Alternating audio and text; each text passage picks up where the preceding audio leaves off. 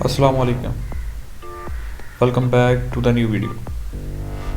اگر آپ نے چینل کو سبسکرائب نہیں کیا تو سب سے پہلے چینل کو سبسکرائب کر لیں اور نیچے دیے گئے بیل آئیکن کو پریس کر لیں تاکہ آپ کو آنے والی ویڈیوز کا نوٹیفیکیشن مل سکے۔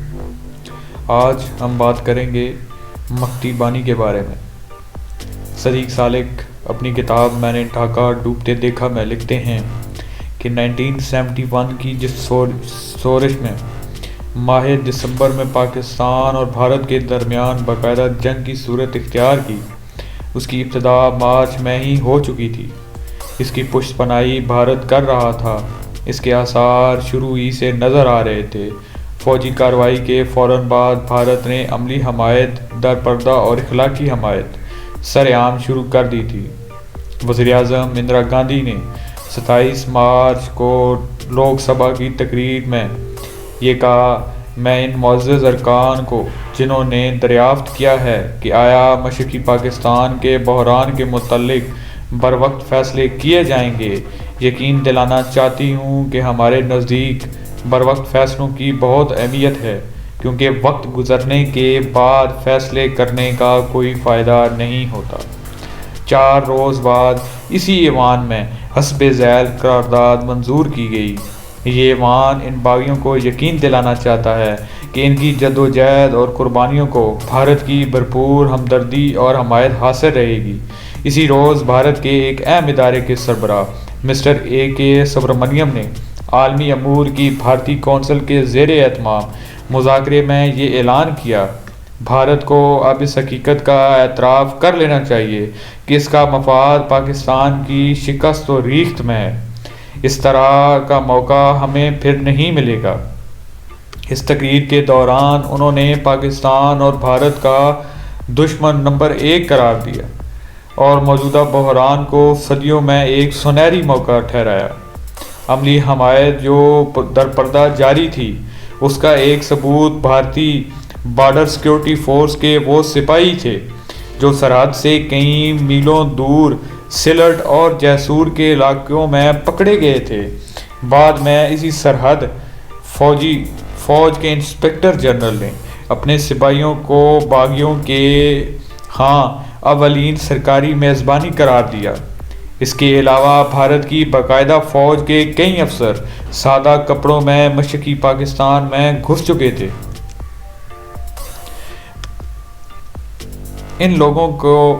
یہ لوگ باقاعدہ طور پر پاک فوج کے خلاف مزاحمت میں ان باغیوں کی مدد کر رہے تھے۔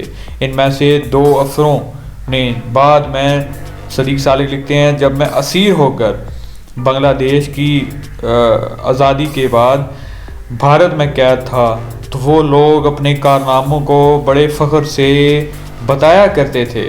اب سوال یہ پیدا ہوتا ہے کہ جب بھارت پاکستان کے اندرونی معاملات میں اس حد تک ملوث تھا تو اس نے مارچ کے آخر یا اپریل کے شروع میں جو کہ آپریشن سرچ لائٹ کیا گیا تھا، اس میں باقاعدہ طور پر پاکستان پر حملہ کیوں نہ کیا اور اس نے پاکستان کو 2 لخت کیوں نہ کیا؟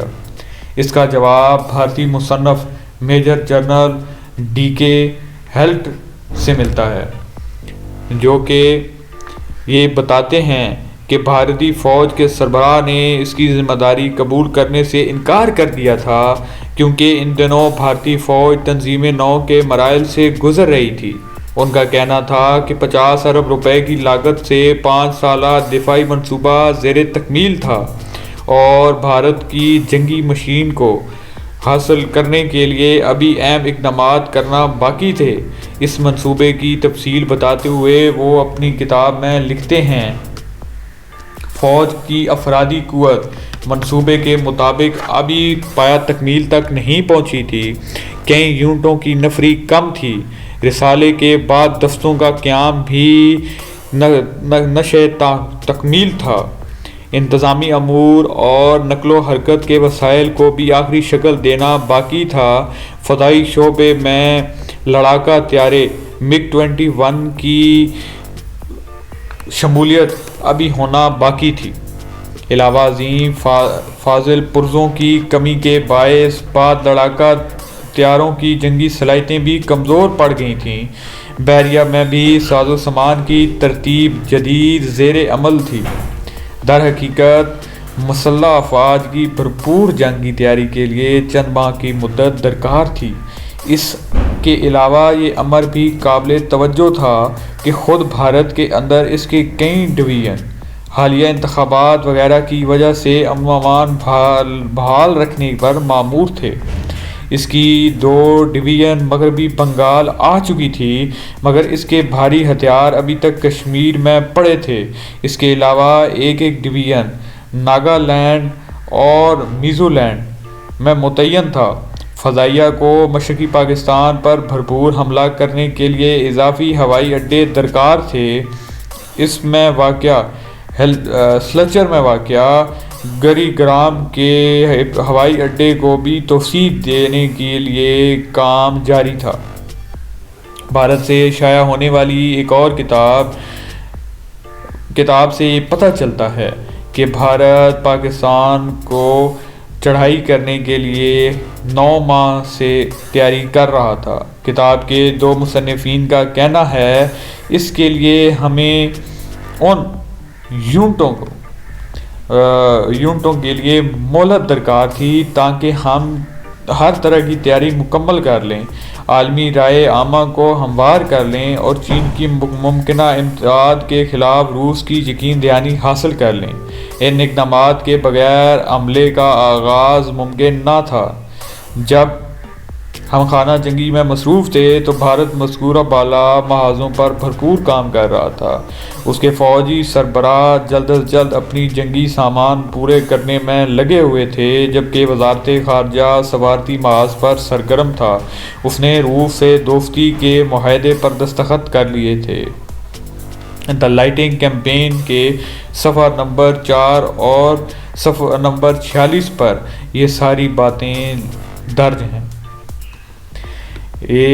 بھارت کے جنگی آقاؤں نے مکتی بانی کے لیے جو پلان مرتب کیا تھا وہ یہ تھا: سب سے پہلے وہ سارے مشرقی پاکستان میں پھیل کر پاک فوج کے ساتھ جھڑپوں کا آغاز کرے تاکہ فوج کی نقل و حرکت معطل ہو کر رہ جائے اور وہ حفاظتی اقدامات کے لیے متعلقہ علاقوں میں مقید ہو کر رہ جائے۔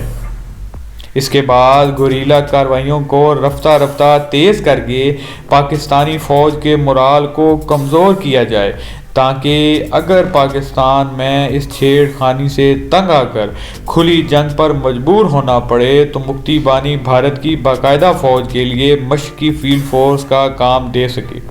ان مقاصد کو سامنے رکھ کر ایک بھارتی جرنیل کی نگرانی میں مکتی بانی کو تربیت دی گئی۔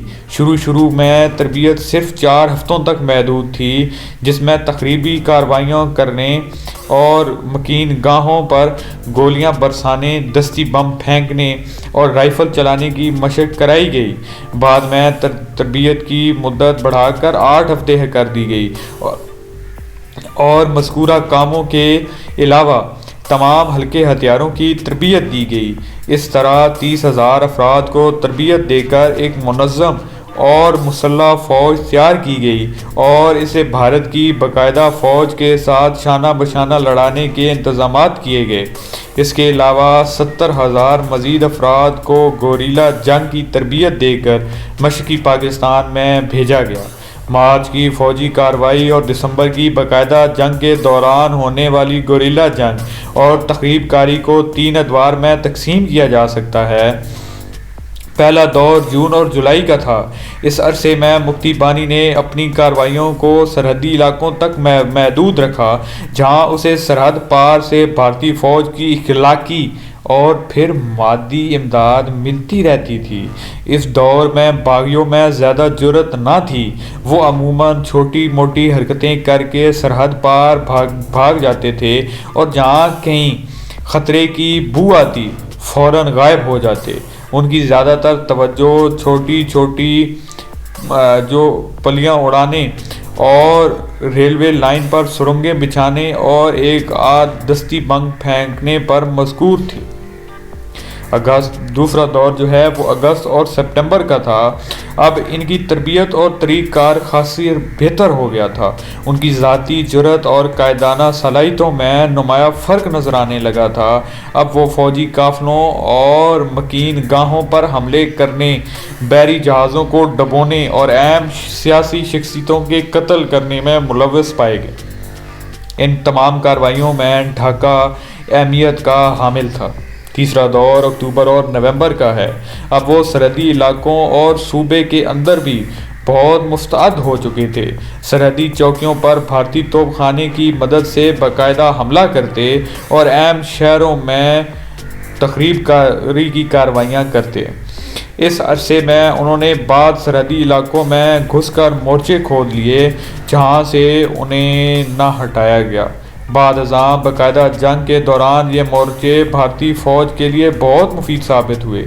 مذکورہ 3 ادوار میں نہ صرف مکتی بانی کی تخریبی کارروائیوں میں شدت بڑھتی گئی بلکہ اس کا دائرہ کار بھی وسیع ہوتا گیا۔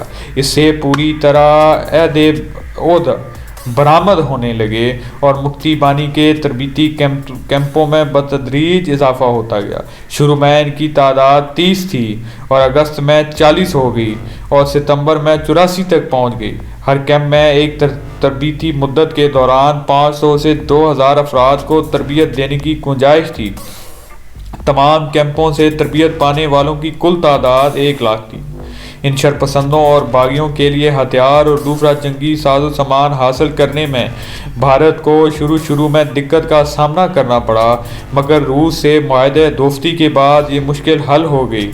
فن حرب سے متعلق ایک مطالعاتی اور تجزیاتی ادارے کی ایک رپورٹ کے مطابق روسی حکومت نے بھارت کو یقین دلایا کہ مکتی بانی کو دیے گئے ہتھیاروں کی جگہ مزید ہتھیار دیے جائیں گے تو بھارت نے باغیوں کو اسلحے کی سپلائی میں اضافہ کر دیا۔ اس کے علاوہ ایک برطانوی خاتون صحافی نے جو مشرقی پاکستان سے آئی تھیں، انہوں نے صدیق سالک کو بتایا کہ مشرقی یورپ میں دوسرے جنگ عظیم کے متروک روسی اسلحے کے ڈھیر لگے ہیں اور اب وہ بھارت کو منتقل کیے جا رہے ہیں۔ ہتھیار حاصل کرنے کا ایک اور ذریعہ براہ راست خریدنا تھا، جو بنگلہ دیش کی جلاوطن حکومت بھارت اور روس کی مدد سے غیر ملکی منڈیوں سے خریدتی تھی۔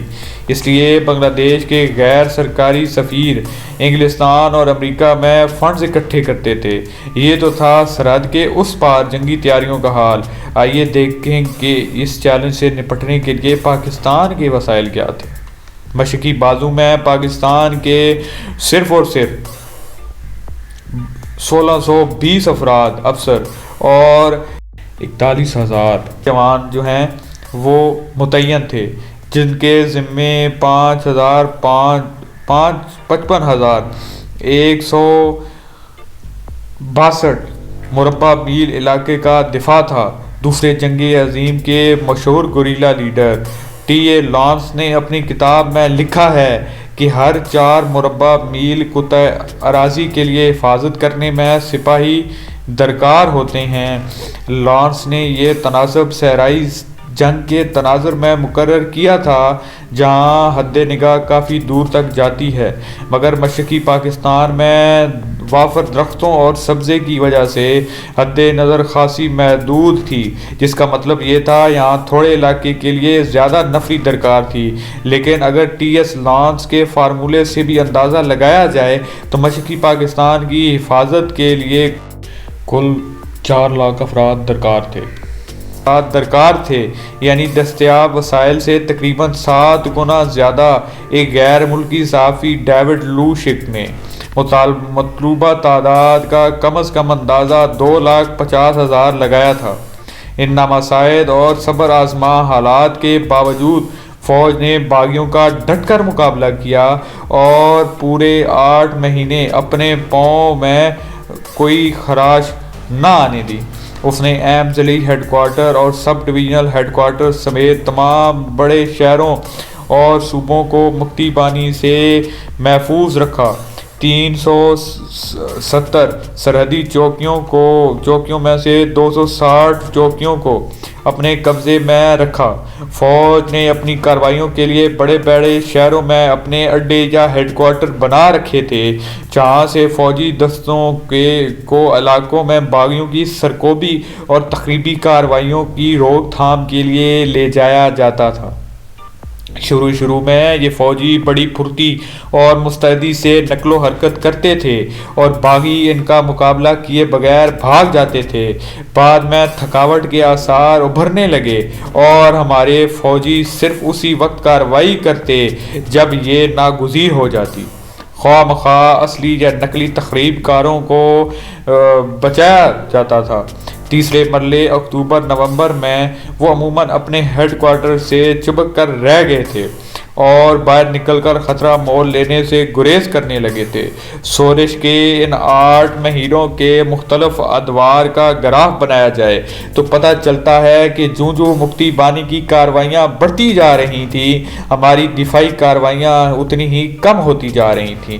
ان کارروائیوں کو مد و جزر کے ساتھ ساتھ بنگالی عوام کا رویہ بھی بدلتا جا رہا تھا۔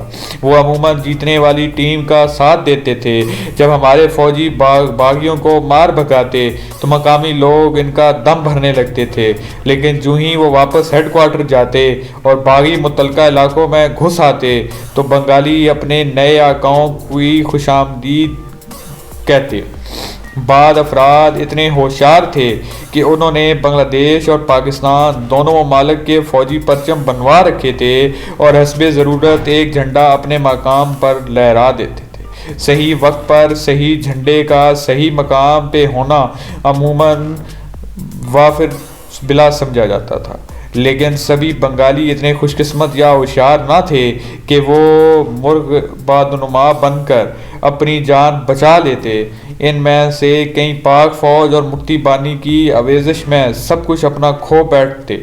ایک واقعہ اگر آپ کو بتاتے ہیں، ماہ اگست میں ضلع نواکی کے ایک علاقے میں اطلاع ملی کہ وہاں مکتی بانی نے مصیبت ڈھا رکھی ہے۔ ایک نوجوان افسر کو 7 سپاہیوں سمیت ان کی سرکوبی کے لیے جب بھیجا گیا تو اسے ہدایت کی گئی کہ آپ نے سلیقے اور لچک سے کام لینا ہے۔ جب اس جوان نے سلیقے اور لچک سے کام لیا تو اس کا نقصان یہ ہوا کہ اسے اپنے 5 سپاہیوں سے ہاتھ دھونا پڑے۔ جب اس کی اطلاع ہیڈ کوارٹر میں پہنچی تو انہوں نے ایک اور کپتان کو ایمونیشن سمیت وہاں پر بھیجا۔ جب وہ وہاں پر گیا تو اس نے دیکھا کہ وہ لوگ اسلحے کے ساتھ مورچہ بند ہیں اور باقاعدہ مارکہ آرائی کے لیے تلے ہوئے ہیں۔ دقت یہ تھی کہ یہ مورچے گاؤں میں واقع تھے جہاں سویلین لوگ بھی بستے تھے۔ نوجوان کپتان نے دور سے کئی بار انتباہ کیا مگر کوئی اثر نہ ہوا، چنانچہ اس نے سارے گاؤں کو گھیرے میں لے کر چاروں طرف سے گولہ باری شروع کر دی۔ دھوئیں کے بادلوں کے ساتھ چیخیں بھی بلند ہونے لگیں۔ تھوڑی دیر بعد ایک بوڑھا آدمی سفید جھنڈا اٹھائے باہر نکلا اور امن کی بھیک مانگنے لگا۔ اس کی درخواست فوراً قبول کر لی گئی، لیکن اتنے میں کئی بے گناہ جانیں ضائع ہو چکی تھیں۔ یہ تو تھا باغیوں کو پناہ دینے والوں کا حشر۔ جو بنگالی پاک فوج سے تعاون کے مرتکب پائے جاتے تھے ان کا حشر کہیں زیادہ عبرتناک ہوتا تھا۔ انہیں نہ صرف ہلاک کر دیا جاتا تھا بلکہ بعض اوقات ان کی لاشیں درختوں سے ٹانگ دی جاتی تھی کہ انہوں نے پاکستانی فوج کا ساتھ کیوں دیا ہے۔ ان حالات میں اہم مسئلہ یہی تھا کہ باغیوں کو معصوم شہریوں سے کس طرح الگ کیا جائے۔ ایک موقع پر جنرل ٹیکا خان کے سامنے یہ تجویز پیش کی گئی کہ سرحد سے ملحق 2 میل کی پٹی کو آبادی سے خالی کرا لیا جائے تاکہ جو مشتبہ افراد نظر آئیں اسے گولی سے اڑا دیا جائے۔ ٹیکا خان نے یہ تجویز رد کر دی اور وجہ یہ بتائی کہ اس سے آباد کاری کا مسئلہ شروع ہو جائے گا۔ ان کا خیال تھا کہ 4 ستمبر کے عام معافی کے اعلان کے بعد بھارت سے پناہ گزین بھی لوٹنا شروع ہو جائیں گے جن کی آباد کاری بذات خود بہت بڑا مسئلہ ہوگا۔ سرحدی علاقہ خالی کرا کے اضافی سردردی کیوں مول لی جائے؟ چنانچہ بنگالی عوام اور باغیوں کا باہمی ربط قائم رہا۔ وہ ایک جیسے کپڑے پہنتے، ایک جیسے خد و خال رکھتے تھے، اس لیے یہ شناخت کرنا مشکل ہوتا تھا کہ کون معصوم ہے اور کون شر پسند۔ واحد علامت ہتھیار تھا جو بآسانی چھپایا یا اٹھایا جا سکتا تھا، کیونکہ وہاں اونچی اونچی گھاس، موسمی فصلیں اور جنگلی سبزہ بہت تھا۔ اس سلسلے میں ایک واقعہ سنیے۔ خبر ملی کہ شرپسند راج شاہی کے علاقے میں داخل ہو کر روٹی، رہائش اور نقد رقم دینے پر مجبور کر رہے ہیں۔ فوجیوں کی ایک ٹولی اس گاؤں کی چھان بین کے لیے روانہ ہوئی۔ تلاش کے باوجود کسی شرپسند کا سراغ نہ ملا۔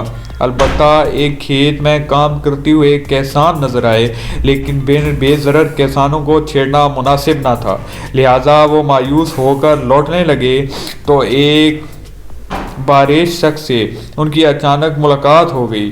انہوں نے اسے پکڑ کر پوچھ گچھ شروع کر دی، مگر اس نے کوئی مدد نہ کی۔ اسے سنگین دکھا کر دھمکی دی گئی کہ اگر اس نے شرپسندوں کا پتہ نہ بتایا تو اسے ہلاک کر دیا جائے گا۔